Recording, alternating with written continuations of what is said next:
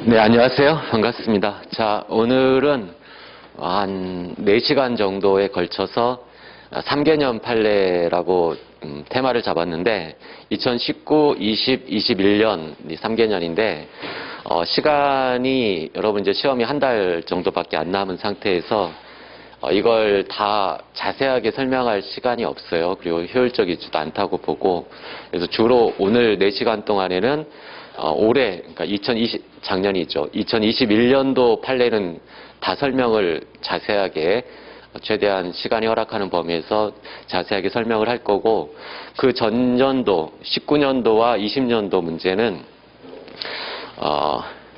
아주 우리가 꼭 같이 함께 함께 검토할 필요가 있다라고 느끼는 아주 중요한 것들만 조금 아주 간략하게 그냥 확인하는 의미에서 하고, 거기에 자세한 설명이나 다 다루지는 않을 겁니다. 그 부분에 대해서 내가 좀 이해가 안 된다, 봐야 되겠다라고 하시는 분들은 동영상 강의가 그 전년도 것, 전전전도까지 3개년 매년 제가 하고 있거든요. 그러니까 올라가 있으니까 그 관련 부분을 찾아서 그 부분만 좀 복습하는 의미로 이렇게 보시면 좋겠어요.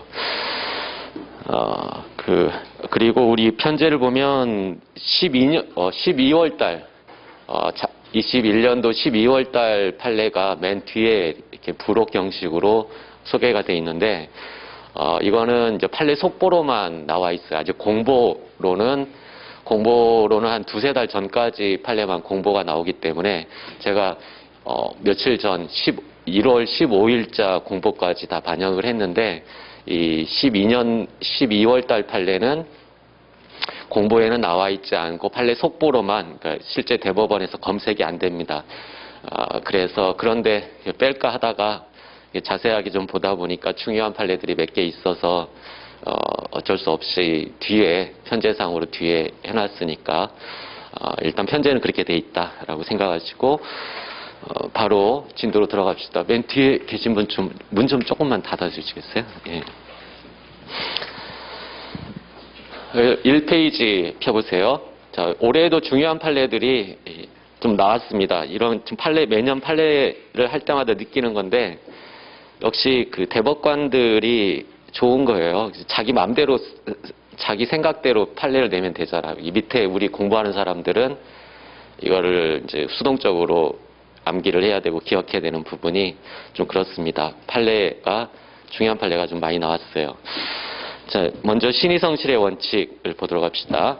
일단은 신의칙은 기본적으로는 선행행위를 하고 후행행위로서 모순된 거동이 금지된다, 뭐 이런 등등의 내용인데, 본질적으로는 이 선행행위의 어떤 선행적인 사정의 기초에서 보호할 만한 정당한 신뢰가 상대방에게 형성이 돼 있을 때 이 신뢰를 어긋나게 하는 이런 후행 조치는 형식적으로는 법에서 그러한 권리가 있다 하더라도 이런 후행 행위를 할 수 있는 효과를 부정한다. 정당한 신뢰를 보호하기 위한 것이다. 라는 데 초점이 있는데, 다만 이 신의칙은 일반 규정이기 때문에 이걸 함부로 적용하면 법적 안정성을 침해하게 되죠. 그래서 신의칙의 한계, 즉 신의칙을 적용하지 않는 경우가 있는데, 그중에 가장 중요한 것이 강행법규이죠. 강행법규의 입법 취지를 몰각시키는 경우에는 신의칙을 적용하지 않는다. 그러나 여기에도 또 다른 하나의 예외를 우리 판례가 인정하고 있죠. 근로기준법상의 통상임금과 관련된 사건에서 당사자들이 노사협의로 정기상여금은 통상임금에 해당하지 않는다라고 해서 임금 협상을 가령 100으로 했는데, 합의를 100으로 했는데, 나중에 보니까 정기상여금, 보너스도 통상임금에 들어가야 되는 것이 근로기준법이라는 강행법규의 내용이어서 노동자들이 적게 임금 협상을 한 거예요. 그래서 이것을 가령 130으로 바꾸자. 이러한 합의는 근로기준법이라는 강행법규에 위반된다. 그러니까 130으로 바꾸자. 그러니까 선행으로는 100으로 하기로 했는데 후행으로 130을 주장하는 거, 신의칙에 어긋나는 것처럼 보이지만 강행법규이기 때문에 이 근로기준법에서 130으로 하해라라고 하고 있으니까 신의 측을 빼고 적용하지 않고 이러한 주장이 인정될 것처럼 보이지만 여기에서 강행법규 영역이라 하더라도 우리 판례 신의 측을 적용하고 있죠. 지금 이게 원칙 예외로 돌아가서 따라오기 어려울 수도 있는데 어쨌든 강행법규 핵심을 말하자면 강행법규 영역이라 하더라도 신의 측을 적용할 만한 특별한 사정이 있을 때에는 신의 측이 적용된다는 신의 측이 적용된다. 단 그 전제는 상대방에게 정당한 신뢰가 있을 때를 전제로 하는 개념입니다. 근데 그와 관련된 이제 판례가 올해 새로 나온 판례가 그 첫 번째 판례예요. 제목을 보시면 통상임금에서 제외하기로 하는 노사 합의가 없는에 동그라미 치세요. 강조를 해놨죠. 없는 임금에 대해서 추가 청구를 할 수 있느냐? 자, 쉬운 말로 하면 노사 합의로 100으로 하기로 했어요. 그리고 나서 이제 와서 후행으로 아니 100이 아니다. 130이다 라고 지금 노동자 측에서 이렇게 주장을 하는데 이런 주장이 신의 측에 어긋나서 허용되지 않느냐에 대해서 이 100으로 합의할 때 반드시 들어가야 되는 알파라는 임금 이 부분에 대해서는 지금 노동자 측과 사용자 측이 전혀 협의를 하지 않았다는 얘기예요. 이 부분을 고려하지 않았어요. 고려하지 않았으니까 여기에서 플러스로 주장하는 것은 신의 측에 어긋나지 않는다. 이 부분을 전혀 고려하지 않았으니까 사용자 측에 이 부분을 뺀다라는 정당한 신뢰가 형성돼 있지 않아요. 그러니까 이거 신의 측상 당연히 애초에 신의 측의 요건을 충족시키지 못하기 때문에 가능하다라는 이야기입니다. 양가로 1번 부분은 종래에 있었던 판례를 소개해 놓은 거고 양가로 2해 보세요. 노사가 합의하여 정기상여금은 통상임금에 해당하지 않는다라는 것을 전제로 둘 다 착각을 했어요. 원래 근로기준법에서는 포함되는데 그걸 착각을 전제의 밑줄 이건 빠지는 것이다. 서로 신뢰를 형성한 거예요.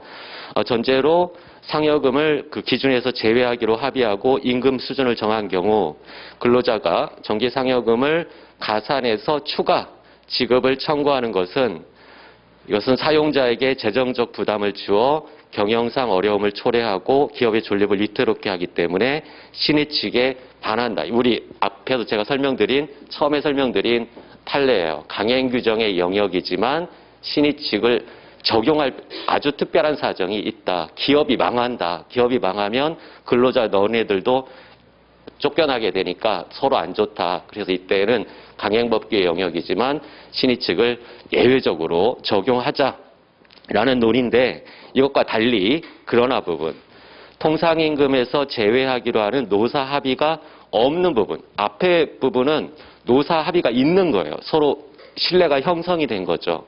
정기상여금을 빼자라는데 합의가 있었던 건데 이 밑줄 부분은 전혀 합의가 없는 누락시킨 부분이죠.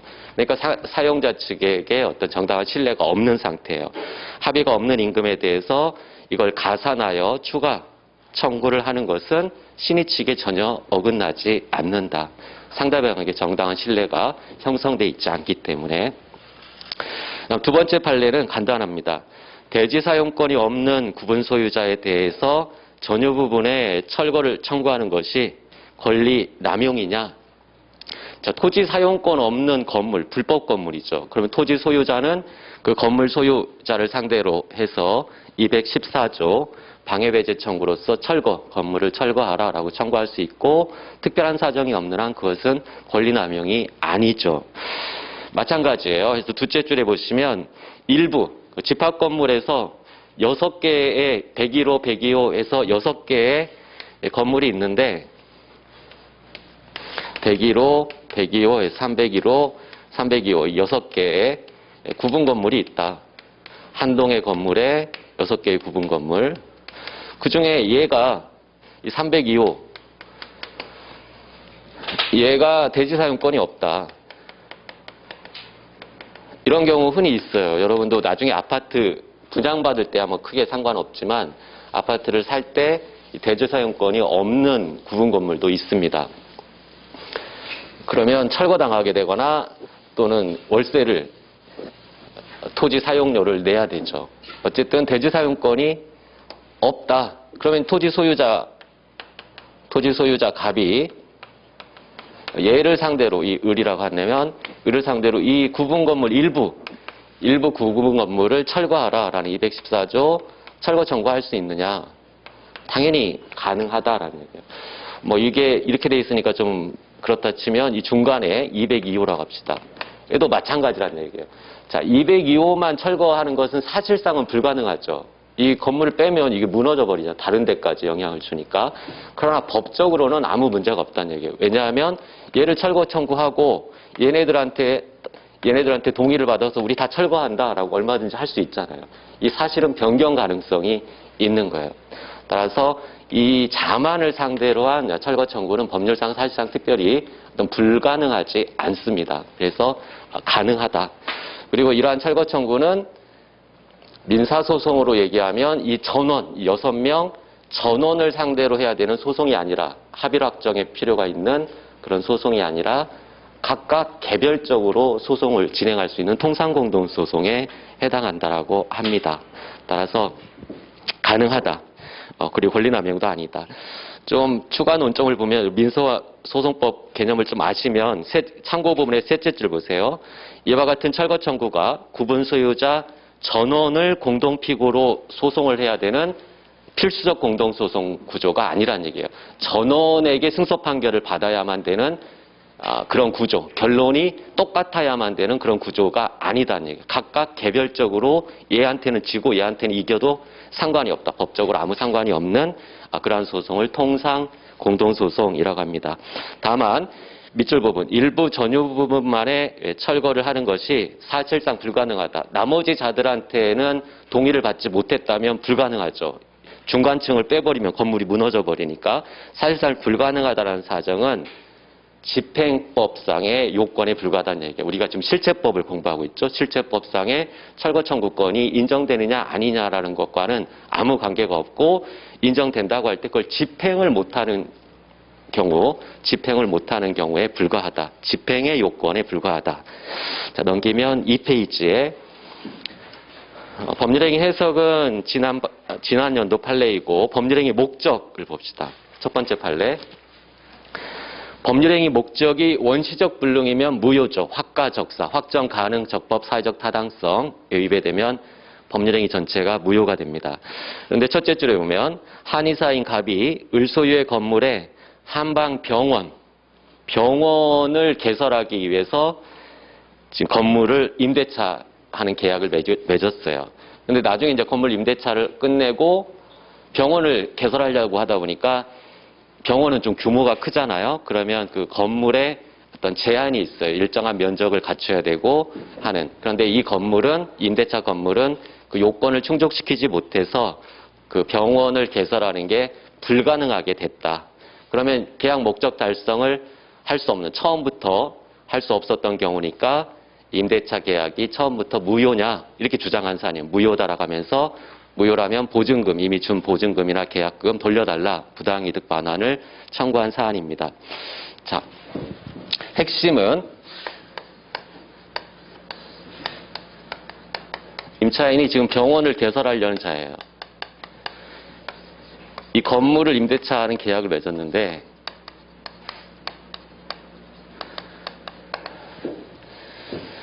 자, 임대차 계약의 목적은 뭐죠? 임차인이 사용 수익하게 할 수 있게만 해주면 되는 거예요. 그래서 임대인은, 여러분이 임대인이라고 생각을 해보세요. 내가 이 사람 건물 빌린다. 그래서 내가 빌려줄게. 그래서 빌렸는데 나중에 이 사람이 병원 개설하려고 했더니 애초에 이 사람을 빌릴 때 병원 개설할 목적이었어요. 그랬는데 법에 의해서 병원 개설이 원시적으로 처음부터 병원을 거기에다가 개설하는 건 불가능해요. 원시적으로 불가능. 그래서 나 이거 필요 없게 됐다. 그래서 처음부터 불가능하니까 무효다 주장할 수 있느냐? 이건 뭐죠? 이 임대차 목적물을 병원으로 쓰려는 목적? 이거는 마음속에 존재하고 있는 동기에 불과해요. 동기. 이 동기는 법률행위에 아무런 영향을 미치지 않습니다. 다만 이 동기가 편입이 되면 법률행위 내용으로 편입이 되면 그때는 미치게 되죠. 즉 상대방에게 표시하거나 합의를 하거나 해서 편입이 되면. 근데 이게 마음속에만 존재하고 있었기 때문에 셋째 줄에 보세요. 넷째 줄에 굵은 글씨 보세요. 그 의무가 계약 내용에 편입되어야만 그 계약 내용 목적 달성할 수 있느냐 없느냐를 판단할 수 있는 거지 일방적인 저 임차인의 마음속에만 존재하고 있었던 것에 불과하기 때문에 이건 원시적 불능이 아니다는 이야기예요. 임대차의 목적은 충분히 처음에 달성할 수 있었죠. 일방적인 내심적 동기 연유에 불과하다. 법률행위 내용이 아니다. 다음 3페이지에 행위능력 파트를 보세요. 우리가 이 3페이지에 있는 행위능력 판례를 보기 전에 기본적으로 알고 있어야 되는 지식이 있습니다. 결론주의와 관련해서 결론주의, 처분권주의, 민사소송에서 중요한 원리이죠. 즉 내가 100만 원을 청구하면 법원에다가 소재기 100만 원을 을이 빌려갔는데 안 갚습니다 라고 해서 법원에다가 소재기 하면 법원에서는 따져봤더니 100만 원이 아니라 500만 원이에요. 500만 원 승소 판결 이렇게 내릴 수가 없어요. 실제 진실이 500이라 하더라도 당사자가 청구한 범위 내에서만 내릴 수 있습니다. 그것을 처분권주의. 당사자가 주장한 것에 법원이 구속된다는 얘기예요. 당사자가 주장한 것에. 그게 소송에서 그렇다는 얘기예요. 소송.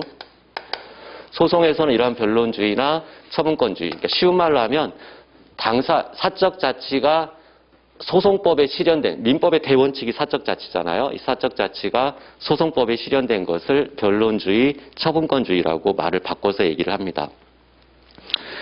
그런 소송에서 그렇다는 얘기예요. 근데 소송이 아닌 비송, 소송이 아니란 얘기예요. 소송이 아닌 경우는 이게 적용되지 않아요. 이 법원이 후견적 관점에서 재판을 합니다. 이 후견인은 아버지라고 생각하면 돼요. 너희들이 막 얘기를 해요. 시끄럽다. 이렇게 해. 라고 하는 게 비송의 법리예요. 따라서 첫째 제목을 보시면 당사 이해관계인 등이 이 사람을 한정후견을 내려주세요. 라고 해서 법원에 신청했어요. 한정후견 개시 심판을 내려주세요라고 청구했더니 법원이 야 이거 한정후견 가지고는 안 되겠다. 성년후견을 해야 되겠다. 이렇게 더 많은 것을 내릴 수 있느냐? 가능하다는 얘기예요. 왜냐하면 이 후견 개시 심판은 비송이기 때문에 첫째 줄에 성년후견이나 한정후견에 관한 심판 절차는 비송사건이 소송사건이 아니라 비송사건. 따라서 법원은 둘째 줄에 후견적 입장, 아버지의 입장에서 재판을 할 수가 있습니다. 그래서 성년후견, 한정후견을 해달라는 것에 대해서 성년후견을 내릴 수도 있고 또 한편으로 성년후견을 내려달라는 데에 대해서 반대로 한정후견을 하는 것도 법원이 한목적적 관점에서 자유롭게 할 수가 있다. 그 정도만 보시면 되고 넘겨보시면 제척기간 부분 보세요. 4페이지. 4페이지는 뭐 지난 연도 판례지만 중요해서 한번 보도록 합시다. 자, 우리가 이 제척기간 공부하기 전에 소멸시효 기간을 준수하려면 소멸시효 기간 내에 권리를 행사해야 되죠. 대표적인 권리 행사가 재판상 청구입니다. 그러면 소멸시효 기간이 만료하기 전에 행사로 중단됐느냐를 판단할 때 소송을 제기하면 소장을 법원에 제출한 때를 기준으로 중단됐다고 봐요. 아니면 그 제출한 소장이 피고한테 전달되어야 소장 부분이 송달된 때 중단됐다고 봐요. 첫 번째 경우죠. 법원에 소장을 제출한 때를 기준으로 합니다. 왜냐하면 소장 송달은 법원의 사무처리상 늦춰질 수도 있단 말이에요. 객관적으로 권리행사가 명백한 시점은 소장 제출 시예요. 그러나 제척기간이 3번 판례는 다르다라는 이야기입니다. 제척기간 준수는. 그래서 예약완결권은 형성권이죠. 그러니까 형성권의 경우에는 예약완결권이 성립한 때부터 10년의 제척기간이 적용되는데 이런 예약완결권, 그 제척기간을 준수하려면 반드시 재판상 청구를 할 필요는 없죠. 제척기간 준수는 재판 밖에서도 행사해도 상관이 없어요. 그런데 이 사람이 재판상 행사했다는 얘기예요. 재판상 행사, 거기에 밑줄. 자, 재판 밖에서 해도 되는데 이 사람이 지금 권리를 재판으로 하고 있다는 얘기예요. 재판상 행사하는 경우 그 행사의 의사표시가 소장 부본에 담겨 있어요. 그 소장 부본이 제척기간 내에 상대방에게 송달되어야만, 송달의 동그라미, 송달되어야만 적법하게, 그 기간 내에 송달되어야만 적법하게 10년의 기간을 준수했다라고 볼 수 있다는 얘기예요. 제척기간 준수의 경우에는 소멸시효 중단인 소장 제출 시와 차이가 있는 부분입니다. 자, 우리 판례를 보면 첫째 줄에 이하 완결권은 재판상이든 재판 밖이든 그 기간 내에 행사하면 된다. 다만 예약 완결권자가 그 행사의 의사표시를 담은 소장 부분을 상대방에게 송달하는 형식으로 재판상 행사할 때에는 마지막에서 둘째 줄 상대방에게 송달되어야만, 저희가 법원에 제출한 때가 아니라 송달, 그 기간 내에, 제척 기간 내에 송달되어야만 적법한 기간 준수의 효과가 생긴다. 그 다음 소멸시효의 요건 4번 문제를 봅시다. 임대차 기간이 끝난 후, 자, 임대차 기간이 끝나면 임차인은 목적물을 반환해야 되고 임대인은 보증금 반환 의무를 지죠. 그래서 임차인이 보증금을 반환받으려고 하는데 아직 안 주고 있어요. 그러니까 임차 목적물도 안 건네고 있다. 동시행 관계잖아요. 동시행 항변권에 기초해서 임차 목적물을 점유하고 있는 경우 보증금 반환 채권에 대한 소멸시효가 진행하느냐. 자, 소멸시효 진행은 권리를 행사해야만 소멸시효가 진행하지 않아요. 권리 행사 상태가 계속되고 있어야. 근데 이 사람이 행사하는 건 목적물을 점유하고 있는 거예요. 점유. 돈 달라, 보증금을 달라라고 보증금 반환 채권을 행사하는 게 아니라 물건을 점유하고 있어요. 그렇다 하더라도 우리 판례 넓은 의미에서 소멸시효는 진행하지 않는 권리 행사 상태가 계속되고 있는 걸로 봐줬습니다. 그래서 중요한 판례예요. 소멸시효는 권리 이후에 잠자지 않고 행사해야 되는데 이걸 엄격하게 보면 오히려 채무 이행을 하지 않는 채무자를 더 도와주는 셈이 되는 거잖아요. 그래서 권리 이후에 잠자지 않고 행사했다라는 사정은 굉장히 넓게 인정해 줍니다. 셋째 줄에 보면 판례 셋째 줄에 그 소멸시효가 문제가 되고 있는 채권이 가지는 여러 가지 권능 중에 일부 권능을 행사하는 것도 넓게 봐서 그 채권 자체를 행사하고 있는 것으로 본다. 그런데 지금 문제가 되고 있는 보증금 반환 채권, 그 보증금 반환 채권을 그 자체를 직접 행사하고 있지는 않지만 그 보증금 반환 채권에 기초한 일부 권능인 동시행의 항변 권능, 동시행의 항변권을 행사하고 있는 것에 해당한다는 얘기, 점유하고 있는 것은. 따라서 소멸시효는 진행하지 않는다. 핵심은 일부 권능을 행사하고 있는 것도 넓게 봐서 그 채권 자체를 행사하고 있는 것으로 봐준다. 그 다음 소멸시효의 중단을 봅시다. 청구, 일부 청구죠. 굉장히 중요한 판례죠. 지난 연도 판례지만.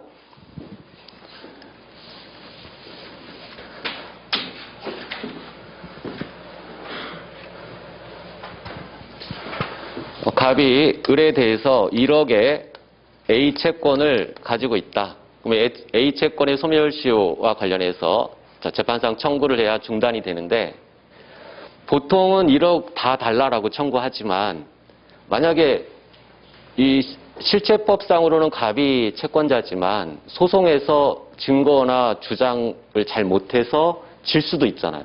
지면 돈도 못 받는 것도 억울한데 여기에 비용까지 소송 비용, 패소한 자가 소송 비용을 부담해야 돼요. 이 비용까지 낸단 말이에요. 인지대.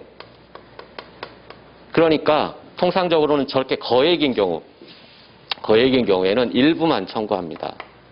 3천만. 일단은 청구해봐요. 자, 이렇게 일부를 청구하는 것이 실무상 흔히 많이 있어요. 일단은 타진해 보는 것. 재판장이 누가 됐는지, 판사가 나에게 호의적인지, 또 상대방이 어떻게 대응하는지 이런 거 보고 이길 것 같다가 하면 1억으로 확장하는 거고, 그렇지 않다 하면 이것만 가지고 승부해 보려고. 즉 소송의 경과에 따라 결정하기 위한 목적으로 일부만 청구합니다. 그래서 일부 청구. 자, 그런 취지로 일부 청구를 한다고 했어요. 근데 일부 청구는 두 가지 유형이 있어요. 명시적 일부 청구와 묵시적 일부 청구. 명시적 일부 청구는 3천, 내가 1억 받을 게 있지만 얘 어차피 괴롭혀 봐야 이 돈도 없다, 주머니에 돈 없다. 이번에는 3천만 받겠다는 거예요. 3천만 받겠다. 명확하게 명시해서 3천만 받겠다. 이 사람의 목적이 3천 받는데 목적이 있는 거예요. 그러면 어느 범위에서 중단이 돼요? 권리위에 잠자지 않고 행사한 범위 내에서만 중단이 되는데 3천만 행사한 거죠. 3천만. 그러니까 이거는 일부만 중단이 됩니다. 소멸시효 중단은 일부 중단. 그런데 묵시적 일부 청구. 형식적으로는 3천을 지금 청구하고 있지만 그 이유는 1억 전부가 아니라 일부를 청구한 이유는 소송 경과를 지켜보고 나중에 어떤 변화할 가능성을 유보해 놓은 상태로 하고 있는 거죠. 실질적으로는 1억을 청구하고 있는 거예요. 즉 묵시적 일부 청구는 전부 1억 전부를 행사하고 있는 거고 따라서 전부 중단된다. 이렇게 봤던 것이 종래의 통설 판례였어요. 일부 청구는 명시적 일부 청구와 묵시적 일부 청구로 나눠서 자 여러분이 두 개는 구별할 줄 알아야 돼. 실제 시험에 사례 나왔을 때 이게 명시적 일부 청구인지 묵시적 일부 청구인지. 이 묵시적 일부 청구는 대충의 키워드가 소송 경과를 지켜보고 어쩌고 저쩌고 하겠다라는 그러한 사정을 유보해 놓은 경우에는 묵시적 일부 청구로 봅니다. 원칙적으로 전부 중단돼요. 그러나 이제 최근 그 판례가 하는 얘기는 이거 다르다는 얘기예요. 소송 경과를 지켜보고 하겠다겠는데 정말로 이제 소송이 끝날 때까지 청구 취지를 확장했는지, 즉 3천으로 청구했다가 나중에 1억으로 정말로 바꿨는지, 변경, 청구 내용을 바꿨는지, 그렇지 않고 그냥 청구 취지를 확장하지 않고 3천으로 끝났는지 이 둘 중에 하나가 되겠죠. 확장하거나 그냥 그대로 끝나거나. 확장했다면 재판상 이 사람이 처음에 1억을 청구한 거고 중간에 1억으로 바뀌었잖아. 그러니까 명확하게 1억 전부에 대해서 재판상 권리를 행사했기 때문에 전부 중단이 됩니다. 그러나 두 번째 경우는 처음에 출발할 때는 1억을 행사할 것처럼 실질적으로 1억을 행사할 것 같이 액션을 했지만 최종적으로 결과를 보니까 소송상 3천만 행사한 거죠. 그러니까 이거는 일부만 중단된다. 일부 중단. 과거에 이 두 가지 경우를 가리지 않고 전부 중단된다라고 하는 것이 통설이었는데 우리 판례가 세분화했어요. 정말로 청구 취지를 변경한 경우에는 전부 중단되고 그렇지 않은 경우에는 일부만 재판상 행사한 결과가 되기 때문에 그 3천 일부에 대해서만 중단된다. 다만 나머지 부분, 나머지 잔부 7천 부분은 재판에서는 결국 나타나지 않았지만 뭔가 권리를 행사한 것과 같은 외연은 존재하고 있죠. 그러니까 이거는 최고의 의미를 갖는다. 최고의 의미.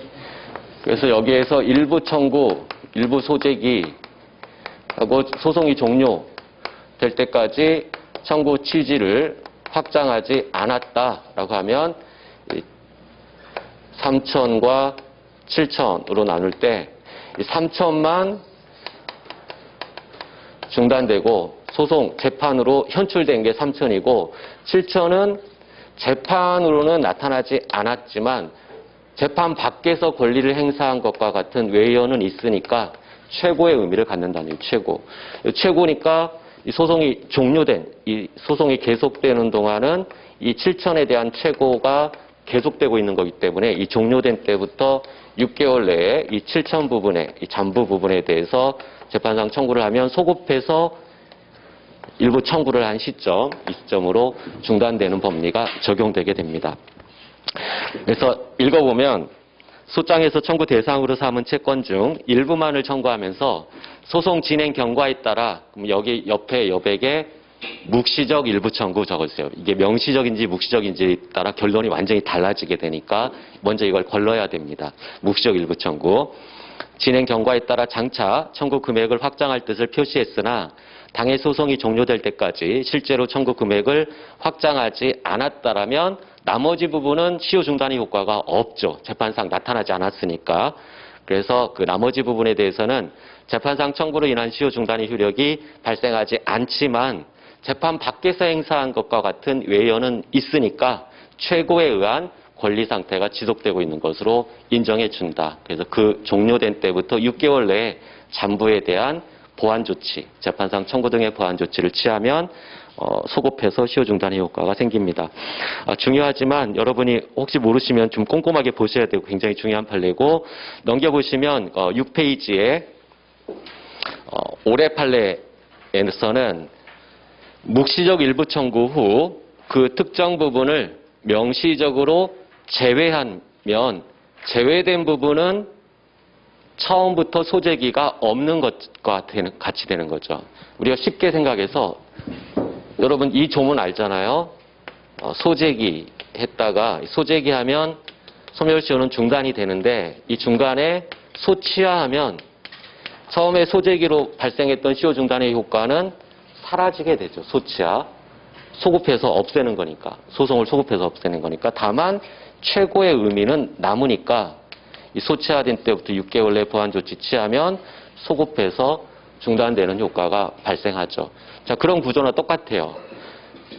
1억 중에 3천을 일부 청구, 묵시적 일부 청구했다. 그럼 전체적으로는 1억을 행사한 거니까 쭉 진행되는데 그 중에서 중간에 7천 부분은 잠부 부분은 명시적으로 빼버렸다. 그러면 처음에 묵시적으로 1억을 청구했지만 잠부 부분을 명시적으로 뺐으니까 이 소치하에서 없애는 거나 똑같은 구조가 된다는 이야기예요. 최고의 의미를 가질 뿐입니다. 첫째 줄부터 봅시다. 소장에서 청구 대상으로 삼은 채권 중 일부만을 청구하면서 소송 진행 경과에 따라 장차 확장할 뜻을 표시, 즉 묵시적 일부 청구. 일단은 전부 청구를 한 거예요. 표시했더라도 그 후에 소송 진행 중에 채권의 특정 부분을 청구 범위에서 명시적으로 제외, 소치하와 유사하다 적어주세요. 소치하와 유사, 명시적으로 제외했다면 그 부분에 대해서는 처음부터 소재기가 없었던 것과 똑같다는 이야기예요. 그래서 시효 중단의 효과가 발생하지 않는다. 다만 최고의 의미는 갖게 되죠. 그건 당연한 일반 법리로. 다음에 두 번째 시효 중단 사유인 압류, 가압류, 가처분. 그리고 양가로 3번의 채무의 승인, 채무의 승인을 봅시다. 판례. 채무자가 충당할 채무를 지정하지 아니한 채 부족한 금액을 변제하면 모든 채무에 대한 중단이 된다. 자, A, B, C 채권이 있는데 이게 1억, 1억, 1억이에요. 근데 그 중에 5천을 변제 제공했다. 채무자가 이 3억 전부를 소멸시키기에 부족한 5천을 변제 제공했다. 그럼 이 5천을 A, B, C 중에 어디에 충당할 것인가, 어떤 것을 소멸시킬 것인가, 이게 변제 충당의 문제잖아요. 그래서 일부만 변제 제공했다라면 이 소멸시효와 관련해서는 A, B, C 모두에 대해서 채무를 승인한 것으로 본다는 얘기예요. 채무 승인으로 A, B, C 모두가 중단이 된다. 두째 줄에 보시면 특정한 채무를 지정하지 않고의 밑줄, 특정한 채무를 지정하지 않고 모든 채무를 변제하기에 부족한 금액을 변제했을 때에는 특별한 사정이 없는 한 모든 채무, A, B, C 모든 채무에 대한 승인으로서, 채무의 승인으로서 시효 중단이 된다. 결론만 간단히 보시면 되고 7페이지 갑시다. 소멸시효 완성의 효과로서 시효 원용권자에 대한 내용입니다. 우리 소멸시효 완성의 효과는 통설 판례가 절대적 소멸서를 따르고 있지만 시효 원용권자라는 개념을 인정하고 있죠. 그래서 시효 이익을 직접 받는 자만 소멸시효 완성을 주장할 수 있다. 관련된 7번 문제를 보세요. 후순위 담보권자, 거기에 밑줄 후순위 담보권자. 후순위 담보권자는 선순위 담보권의 피담보 채권 소멸로 직접 이익을 받는 자에 해당하느냐. 그래서 선순위 담보권의 피담보 채권 소멸시효 완성을 주장할 수 있는 자냐라는 얘기예요.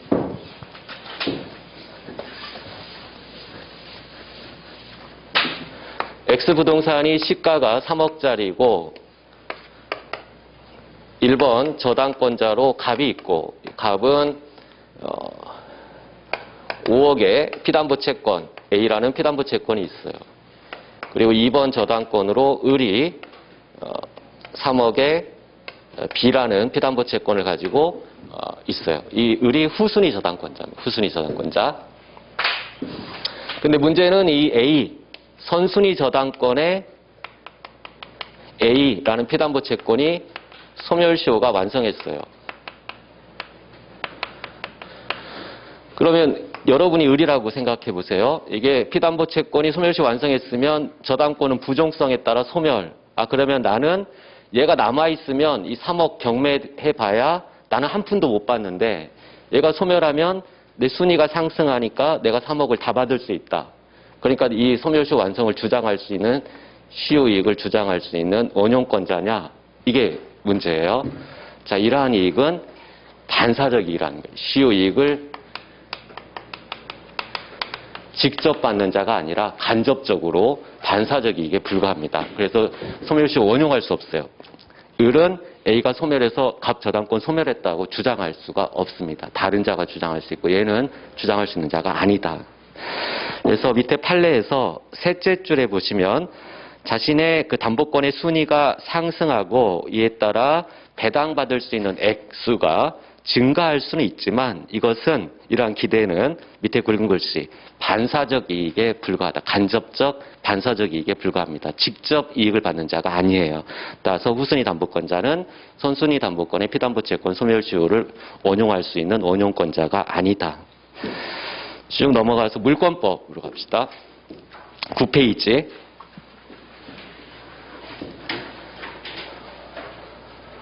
중요합니다. 8번 간단하지만 매우 중요한 판례입니다.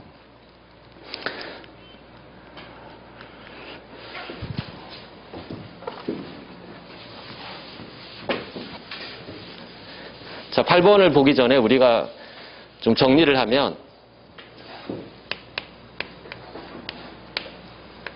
갑이 매도인이고 을이 매수인, 갑과 을 사이에 매매 계약을 맺었다. 이런 경우 을이 가지는 권리, 부동산에 대한 소유권 이전 등기 청구권, 이 채권이 있죠. A라는 매매 계약에 기초한 소유등 청구권, 채권. 자, 이 채권을 병한테 팔고 넘길 수 있느냐? 채권 양도, A 채권을 양도하고 450조의 대항 요건으로서 통지를 갖추면 완벽하게 병하게 넘어가고 병이 직접 등기 청구를 할 수 있느냐. 이게 채권이고 양도하고 즉 갑의 동의를 받지 않아도 승낙을 받지 않아도 두 사람만의 행위로 완벽하게 넘어갈 수 있느냐. 이거 안 된다고 하죠. 그 이유는 성질상 A라는 매매 계약에 기초한 소유권 이전 등기 청구권은 성질상 양도가 제한되는 채권이다. 따라서 반드시 이 채무자인 매도인의 동의가 있어야 된다. 일방적인 통지만으로는 안 된다. 채무자의 동의가 있어야 된다. 이게 성질상 양도 제한의 법리라고 합니다. 성질 양도 제한의 법리. 그런데 을이 갑에 대해서 가지는 소유권 이전 등기 청구권이 이것이 아니라 245조 점유취득시효. 점유취득시효인 경우에도 채권적 청구권을 갖는 거예요. 20년에 점유취득시효가 완성되면 시효 완성 당시의 소유자를 상대로 채무자로 해서 채권을 취득합니다. 자, 이렇게 취득한 채권을 채권 양도와 양도 통지로 양도할 수 있느냐? 이거는 가능하다고 하죠. 이거는 이 성질상 양도 제한의 법리가 여기에는 적용되지 않습니다. 그 이유는 매매의 경우에는 매도인과 매수인 간에 특별한 신뢰가 있다고 봐요. 내가 너니까 싸게 팔았어. 친구니까. 근데 얘네들은 특별한 신뢰가 없어요. 그러니까 자유롭게 양도할 수 있다. 여기는 특별한 신뢰가 있다고 보는 거고. 근데 이제 그와 관련한 명의신탁의 내용입니다.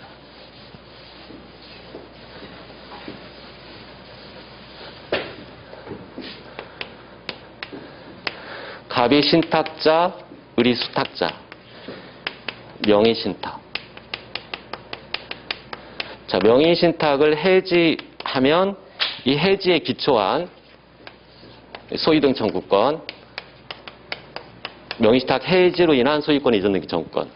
물론 얘가 뭐 소유자였다면 물권적 청구권도 인정될 수 있지만 그건 별개고, 원인을 명의신탁을 해지를 원인으로 하는 소유권 이전 등기 청구권, 이건 채권이에요. 얘가 만약 원래부터 소유자였다면 물권의 당연복귀로 인해서 물권적 청구권도 갖죠. 근데 지금 그 얘기를 하는 게 아니라, 명의신탁 약정은 채권 약정이고, 명의신탁 해지도 채권 약정이고, 채권 관계이고, 그에 의해서 발생하는 소유권 이전 등기 청구권도 채권이에요. 어쨌든 소유등 이전 등기 청구권을 갖는데, 이것을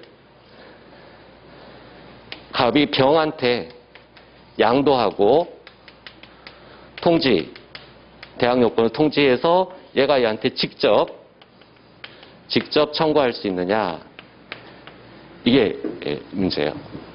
자, 이 전제는 명의신탁을 해지했다 나오면 다 유효한 명의신탁을 말해요. 종중이나 배우자.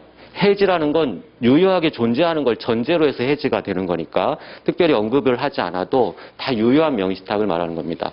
소유등 이전 등기 청구권을 양도하고 이렇게 직접 청구할 수 있느냐?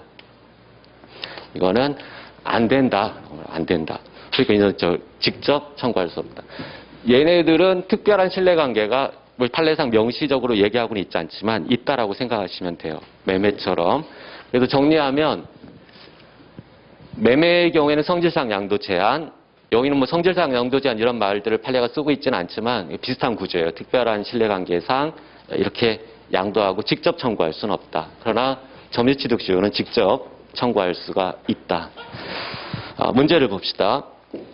부동산 신탁자가 명의신탁 약정을 해지한 다음, 유효한 명의신탁을 유효하게 해지한 거예요.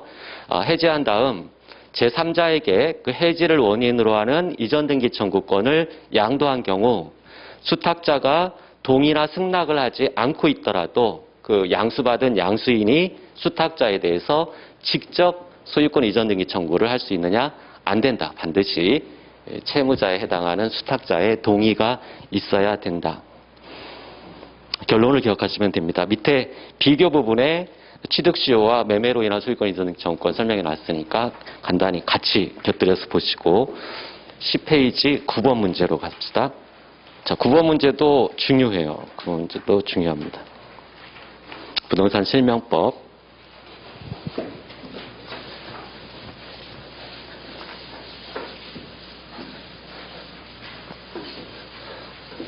자, 9번 문제를 이해하기 위해서 기초 지식을 설명을 하면, 중간생략형 명의신탁.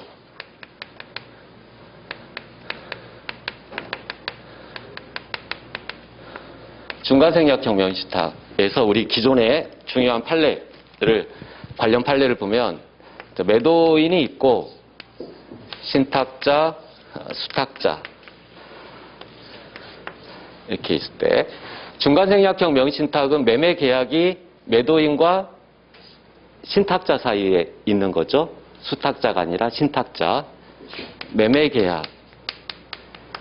얘네들은 명의 신탁 약정을 한 거고, 약정, 명의신탁 계약을 한 거고, 등기는 수탁자 앞으로 돼 있어요.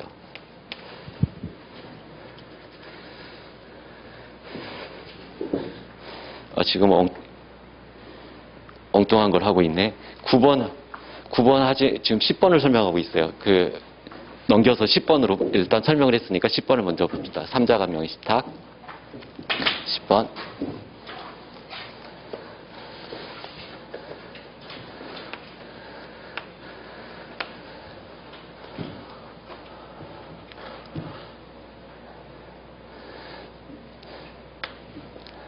자, 이 경우 특별한 말이 없으면 실명법 하에서의 명의신탁을 말하는 거예요. 그럼 이 중간생략형 명의신탁 무효죠. 무효. 이 수탁자 명의 등기도 무효. 그럼 누가 소유자예요? 매도인이 여전히 소유자죠. 그래서 매도인은 수탁자를 상대로 214조 소유권에 기한 말소등기를 청구할 수 있고, 신탁자는 매도인을 상대로 이 매매계약의 효력은 건드리지 않죠. 유효해요. 그래서 소위등 청구권을 행사할 수 있고. 근데 돈을 다 받아서 통상적으로는 등기를 넘길 때 돈을 완급을 받았겠죠. 그래서 굳이 애써서 얘한테 달라고 안 해요. 말소를. 그런 경우에 신탁자가 얘한테 달라고 했더니 지금 배신해서 안 줘요. 그럼 신탁자는 어떻게 해서 등기를 찾아올 수 있죠? 이것을 피보전 권리로 하고 이걸 피대의 권리로 해서 매도인 앞으로 등기를 찾아온 다음에 얘한테 청구해서 찾아올 수가 있죠. 그래서 대의에서 찾아올 수 있어요. 여전히 매도인은 소유자이고. 근데 이 상태에서 수탁자가 처분하면 제3자한테 처분. 그래서 제3자 앞으로 소유권 이전 등기를 격려하면 이 제3자는 선의 악의를 불문하고 소유권을 취득하죠. 선악을 불문하고 소유권 취득. 이것은 얘가 소유권이 없는 무권한 자인데 무권한 자로부터 넘겨받았어도 얘가 소유권을 취득합니다. 그 이유는 특별 규정이 있기 때문이죠. 부동산 실명법 4조 3항에서 특별 규정을 두고 있기 때문에 선악을 불문하고 소유권을 취득해요. 자, 그러면 이 행위에 의해서 이 행위 전에는 얘가 소유자였는데 일물일권주의상 저 매도인의 소유권은 소멸하게 되죠. 소멸. 이 행위에 의해서 반사적으로 소멸합니다. 반사적으로 소멸. 그러면 매도인이 소유권 상실에 손해를 입었냐? 그래서 얘가 지금 불법행위를 한 거예요. 불법행위. 이득을 얻었죠. 자기 돈 한 푼도 안 들이고 이득을 얻었어. 그래서 이 불법행위로 인한 손해배상을 누구한테 해야 되느냐? 누가 청구권자냐가 문제인데 매도인이 소유권 상실에 손해를 입었지만 돈을 다 통상적으로 받았단 말이에요. 그래서 얘는 손해를 입은 게 아니다. 소유권을 상실하기는 했지만 손해를 입은 자가 아니다. 그래서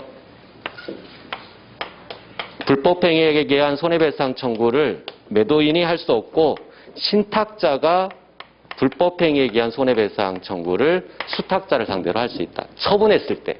처분하기 전에는 청구할 수 없어요. 처분했을 때 이게 소유권을 상실당하고 얘가 손해를 입는다는 얘기예요. 이 손해는 내용이 뭘까요? 신탁자가 입은 손해는 이게 소멸함. 얘가 소유권을 상실하게 됐으니까 소유권 이전 등기 청구권도 소멸하게 돼요. 이게 상실당하는 손해를 입어서 신탁자가 수탁자를 상대로 청구할 수 있다. 근데 이러한 결론은 지금 2021년도 판례에서 이러한 결론은 수탁자가 제3자한테 처분을 소유권 이전 등기를 하지 한 게 아니라 그 수탁 부동산에 저당권을 설정한 경우도 똑같다는 얘기예요. 저당권을 설정한 경우. 저당권 설정하면 이게 유효해요. 유효. 이 수탁자가 물권자임을 기초로 수탁자와 직접 이해관계를 맺은 자는 보호된다. 선악을 불문하고 보호된다. 이게 4조 3항이에요. 저당권자는 유효하다는 얘기예요. 얘는 아직 소유권이 있지만 저당권의 부담을 안게 된 거예요. 하지만 그래도 손해는 없다. 여전히 돈을 다 받았으니까. 그래서 얘가 이렇게 대위에서 받아와도 얘는 어떤 소유권을 취득할 수 있게 되는 거예요. 결론적으로 저당권의 부담이 있는 상태로 소유권을 취득할 수밖에 없어요. 손해가 신탁자에게 발생한다. 신탁자가 수탁자를 상대로 손해배상을 청구할 수 있다. 정리하면 중간생략형 명의신탁에서 수탁자가 제3자한테 처분하기 전에는 법률관계가 소유권, 청구권 이런 대의할 수 있는 이런 구조였고 처분한 이후에 불법행위로 인한 손해배상을 청구할 수 있는 자는 손해를 입은 자인데 손해를 입은 자는 매도인이 아니라 신탁자다. 저당권 설정의 경우도 마찬가지다. 그런데 이 판례를 변경하려고 했어요. 이 판례를 반대 의견이 5명이나 돼서 변경하려고 했는데 변경이 안 됐습니다. 그래서 기존의 법리대로 그대로 유지됐다라는 이야기예요. 10번 문제를 먼저 봅시다. 3자간 등기 명의신탁에서 수탁자가 제3자에게 저당권을 설정한 경우 수탁자는 신탁자에게 그 피담보 채무액 상당의 이익을 부당이득으로서 반환할 의무를 진다. 부당이득 불법행위 책임을 진다. 옳습니다.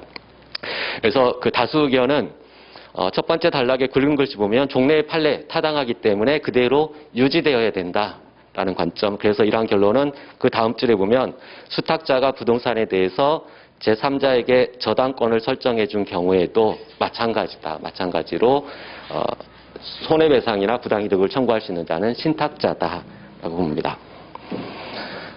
그리고 밑에 그 다음 단락의 밑에서 넷째 줄에 보세요. 올라가시면 명의신탁자는 이라는 굵은 글씨 부분이 있죠. 신탁자는 매도인을 매개로 하더라도 피담보 채무의 교환 가치가 제한된 상태의 소유권만을 취득할 수밖에 없는 손해를 입는 한편 매도인은 신탁자로부터 매매 대금을 수령하여 매매 계약의 목적을 달성했기 때문에 실질적으로 손실을 입은 자가 아니다. 그래서 손실을 입은 신탁자만이 청구권자가 된다. 반대 의견은 그냥 볼 거 없습니다. 마지막에 변경돼야 된다라고 주장한 내용이죠. 자, 10페이지로 가서 다시 돌아가서 9번 문제를 봅시다.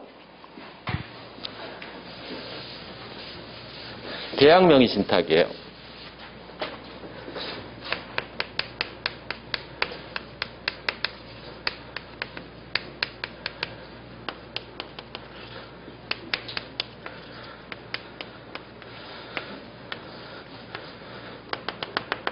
계약 명의 신탁. 매매 계약이 중간생략형 3자 간과 달리 매도인과 수탁자 사이에 매매 계약이 있는 거예요. 매매 계약의 당사자가 수탁자인 것. 이것을 계약 명의 신탁이라고 하죠. 그 명의 신탁 약정은 이쪽에 있고. 자, 이런 경우 이거 다 무효지만 명의신탁 약정 무효지만 이 앞으로 된 등기 이거는 예외죠. 이거는 유효하다. 매도인이 선의일 때 한해서 매도인이 선이라면 유효하다.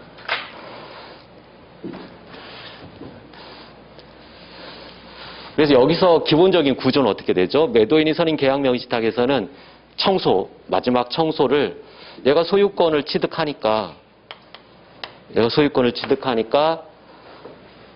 얘는 볼장 다 받죠? 대금 다 받았으니까 목적 달성했잖아요. 얘는 문제가 되지 않고 이 신탁자가 얘를 상대로 부당이득 반환 청구를 할 수 있죠. 내 돈으로 네가 소유권을 취득했잖아요. 그래서 대금 상당, 자기가 제공한 대금 상당액에서 부당이득 반환을 청구할 수 있다. 이게 원칙이죠. 하지만 예외적으로 부동산 자체를 청구할 수 있는 경우가 있죠. 이러한 명의신탁이 실명법 시행 전에 있었을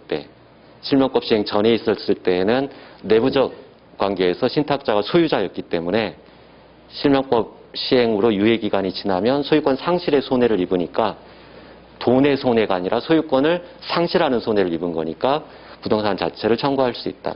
그럼 명의신탁 약정이 실명법 시행 전에 있었을 때에는 부동산 자체를 반환을 청구할 수 있다. 자, 이게 매도인이 선인 계약 명의신탁의 기본 구조예요. 그런데 이 지금 2021년 판례도 이 실명법 시행 전에 이러한 매도인이 선의인 계약 명의 신탁 이 약정이 있었어요. 매도인이 선의인 계약 명의 신탁 약정. 그리고 수탁자 앞으로 등기가 돼 있습니다. 그럼 이 경우에 자, 이 두 가지 약정을 했어요. 이런 명의신탁 약정을 하고 처분 대가를 수탁자가 신탁자한테 지급한다. 자, 네가 등기를 가지고 있다가 적당한 가격으로 제3자한테 처분하고 돈 나오면 이 돈을 나한테 달라라고 약정을 했어요. 실명법 시행 전에. 그러면 이 1번 약정은 유효예요, 무효예요? 실명법 시행 전에는 다 유효했죠. 이게 유효. 이 처분 대가 이것도 당연히 유효한 거예요. 이 첫 번째 약정에 따라 내부적 관계에서 소유권자는 신탁자예요. 소유권자. 신탁적 소유권 이전설에 따르고 있었잖아요. 소유권자고 자기 거니까 처분해서 돌려받기로 하는 건 다 유효했어요. 사적 자치상 다 유효. 그런데 이런 약정, 두 가지 약정을 하고 등기를 가지고 있다 미처 팔지 못하고 실명법 시행이 됐어요. 실명법 시행 후 유예기간이 지나고 실명법 시행이 됐다. 그러면 어떤 구조가 되죠? 자, 이런 명의신탁 약정을 실명법 시행 전에 맺었다 하더라도 이제는 이건 무효예요. 무효. 명의신탁 약정은 무효가 돼요. 과거에 맺었어도 이제는 무효. 그런데 이 처분 대가 이것도 그러면 무효가 되느냐? 아니다. 이거는 유효. 처분 대가 원래 부당이득 반환을 청구하는 건데 신탁자는 수탁자를 상대로 현행법 하에서도 신탁자가 수탁자를 상대로 부당이득 반환을 청구할 수 있는데 그 부당이득의 내용은 부동산 자체잖아. 실명법 시행 전에 약정이 있었던 경우니까. 그래서 그 부동산 자체를 돌려줘야 되는데 처분해서 돈을 돌려주기로 하는 약정은 이 현행 실명법 하에서도 이 강행법규의 내용을 위반하는 내용이 아니다는 얘기예요. 그래서 그대로 이건 유효. 이 두 가지 명의신탁 약정은 무효가 되지만 이 처분 대가 약정은 그대로 유효하다. 9번을 봅시다. 문제를 보시면 부동산 실명법이 시행되기 전에 매도인이 선의인 계약 명의신탁 약정에 기하여 수탁자 앞으로 이전 등기가 격려되고 그 부동산의 처분 대가를 수탁자가 신탁자에게 지급하기로 약정을 한 경우이더라도 부동산 실명법 시행 이후 현재에는 그러한 처분 대가의 지급 약정도 명의신탁 약정과 함께 무효가 되느냐? 그렇지 않다는 얘기예요. 처분 대가 약정은 그대로 유효하다. 명의신탁 약정은 무효가 되지만 그 처분 대가 약정은 유효하다. 자, 밑에 판례를 보면 첫 번째 줄에 제목 말고 본문에 부동산 굵은 글씨 부동산 실명법이 시행되기 전에 어쩌고 저쩌고 매도인이 선의인 계약 명의신탁을 맺었다는 얘기예요. 그런 한편 넷째 줄에 장차 그 부동산의 처분 대가를 신탁자에게 지급하기로 하는 정산 약정을 한 경우 그러한 약정 이후에 실명법이 시행되었거나 그러한 처분이 실명법 시행 이후에 이루어졌다 하더라도 그러한 사정만으로 그 정산 약정 처분 대가를 지급하기로 한 약정까지 당연히 무효로 되는 것은 아니다. 왜냐하면 세 번째 단락의 밑줄 부분 수탁자는 신탁자에게 자신이 취득한 소유권을 취득한 부동산에 대해서 부당이득으로 반환할 의무가 있죠. 부동산 자체를 부당이득의 내용이라고 하잖아요. 이건 예외적인 경우 이런 부당이득 반환 의무가 있기 때문에 거기에 대해 그러한 대신해서 돈을 지급하기로 한 약정은 현행 강행법규인 실명법에 위배되지 않는다라는 취지입니다. 여기 판례는 끝났고 노파심에서 하나 체크하면 밑에서 넷째 줄에 굵은 글씨 부분에 보세요. 무효인 명의신탁 약정. 지금 현행법상 명의신탁 약정은 모두 무효예요. 과거에 이루어졌다 하더라도. 그럼 무효인 명의신탁 약정이 유효함을 전제로 해서 맺는 약정은 다 무효가 됩니다. 강행법규 위반하니까. 그래서 유효함을 전제로 부동산 자체나 대금을 반환하는 것, 이거 다 무효인데 그러한 범주에 해당하지 않는다는 얘기예요. 유효하다. 처분 대가 약정은 유효하다. 자, 넘겨서 12페이지. 첫 번째 판례. 부동산 실명법 4조 3항. 선의의 제3자가 선악을 불문하고 소유권을 취득한다라는 수탁자가 처분하면 취득한다라는 제3자의 범위. 두째 줄 끝부분에 있죠. 두째 줄 끝부분. 제3자는 명의신탁 약정의 당사자 및 포괄승계인 이해의 자로서 이 셋째 줄부터 암기하셔야 되겠죠. 수탁자가 물권자임을 기초로 직접 새로운 이해관계를 맺은 자를 말해요. 수탁자가 물권자임을 기초로 직접 새로운 이해관계를 맺은 자. 그런데 이제 이 최근 판례는 명의신탁이 여러 번 걸쳐서 있었다. 여러 번 걸쳐 있을 때 제3자는 누구와 직접 이해관계를 맺어야 되느냐라는 문제입니다. 밑줄 부분. 이러한 법리는 특별한 사정이 없는 한 명의신탁 약정에 따라 형성된 외관을 토대로 다시 명의신탁이 이루어지는 등으로 연속된 명의신탁 관계에서도 똑같이 적용된다. 따라서 최후의 동그라미, 최후의 명의신탁 수탁자가 물권자임을 기초로 그와의 사이에 직접 새로운 이해관계를 맺은 자를 4조 3항의 제3자라고 합니다. 잠시 쉬었다가 점유자 회복자 관계를 보도록 할게요.